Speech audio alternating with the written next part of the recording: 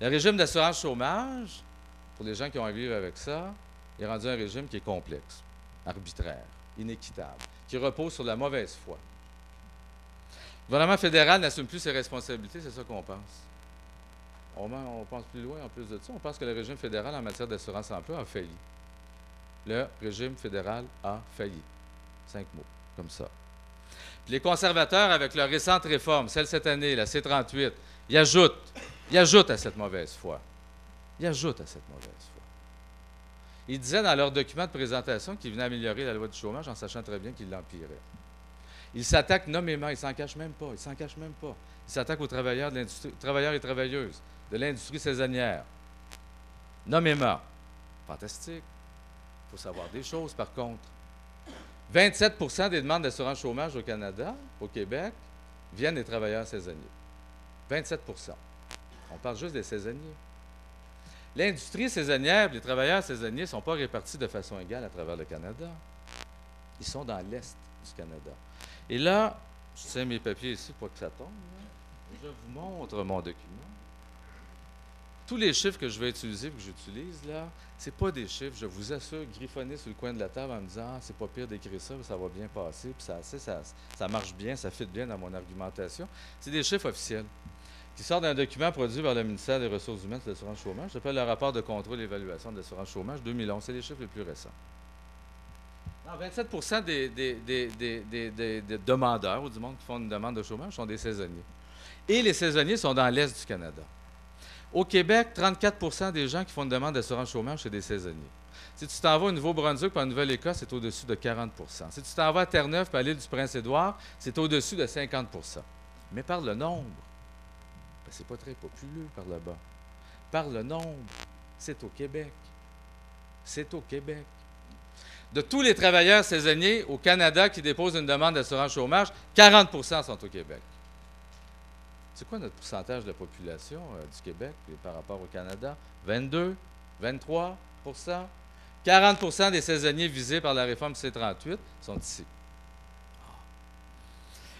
Les conservateurs sont en train d'imposer, non pas la réforme la plus importante, la plus grosse, 96, la réforme Exforte était magistrale en termes de restructuration, mais ils imposent la réforme la plus brutale de l'histoire de l'assurance chômage. La plus brutale. En s'en prenant comme ça, nommément aux travailleurs saisonniers, en abolissant les conseils arbitraux, l'instance d'appel souple, agile, où les représentants des travailleurs étaient là, les représentants des employeurs, ils abolissent tout ça. Ils abolissent les projets pilotes, les projets qui permettaient d'avoir 5 semaines de plus de prestations dans les régions à haut taux de chômage. Puis le calcul du taux de prestation, etc. Ils abolissent tout ça. Puis là, aux travailleurs saisonniers, ils passent le message suivant. Vous nous dérangez. Vous coûtez cher. Vous coûtez cher. Vous revenez tout le temps, chaque année, sur le chômage, fatigant, ça coûte cher. Fait qu'on va vous organiser un petit régime juste pour vous autres. C'est ça qu'ils disent. Il manque juste un petit peu l'étoile ici, là. On ne dira pas de quelle couleur, c'est à ça qu'on pense. Puis là, vous autres, là, on va vous stigmatiser. Puis vous autres qui étiez protégés avant, pouviez avant exiger le même genre d'emploi dans vos recherches d'emploi. Tu étais un menuisier, tu avais le droit d'exiger de retravailler comme menuisier. Tu avais le droit d'exiger les mêmes conditions de travail, puis de salaire, puis etc., des meilleurs employeurs de ta région.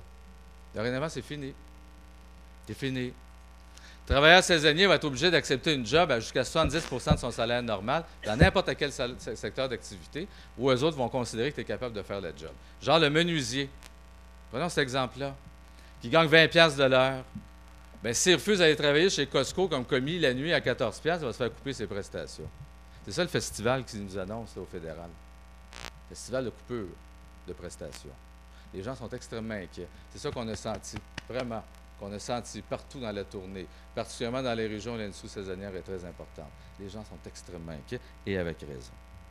Ces gens-là, à Ottawa, là, sont en train de s'attaquer aux travailleurs, mais nous autres, on ose rajouter une autre chose. Puis on ose le dire, ils s'attaquent au Québec avec ces mesures-là, sur les travailleurs saisonniers. Il faut les dénoncer, ces mesures-là. C'est ce qu'on fait. Il faut mobiliser contre ces mesures-là. C'est ce qu'on fait.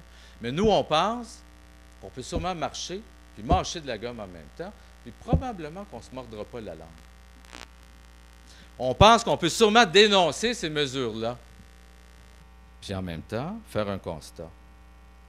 L'ensemble de l'œuvre à Ottawa en matière d'assurance emploi est une verre supercherie. Vraiment. On peut sûrement dénoncer ces mesures-là, faire un autre constat. Les portes à Ottawa sont fermées, Chris. C'est-tu clair? Les routes sont bloquées. Il n'y a pas juste des cônes rouges ou oranges ici à Montréal. Les routes sont bloquées sur Ottawa. On peut sûrement dénoncer ces mesures-là, puis en même temps se mettre en mode solution. Nous, c'est le choix qu'on a fait. Puis on pense qu'il est venu le temps. Puis sincèrement, qu'il est venu le temps d'agir. Il est venu le temps de mettre en marche le processus, à tout le moins le débat, sur l'idée de rapatrier ici au Québec l'assurance chômage. Mettre en place notre propre régime, qui va nous ressembler, qui va protéger notre monde, qui va protéger la population, qui va régler ces questions d'admissibilité, etc. Voyons donc. Un régime modernisé.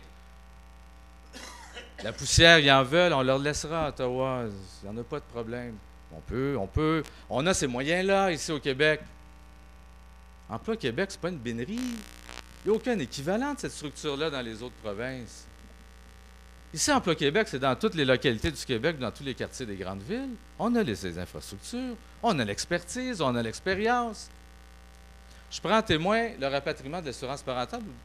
Commençons en disant, je prends en témoin le régime québécois d'assurance parentale, mis en place à partir du 1er janvier 2006. On le prend souvent pour acquis, ce régime-là, et parfois on a oublié que c'était un rapatriement de l'assurance chômage.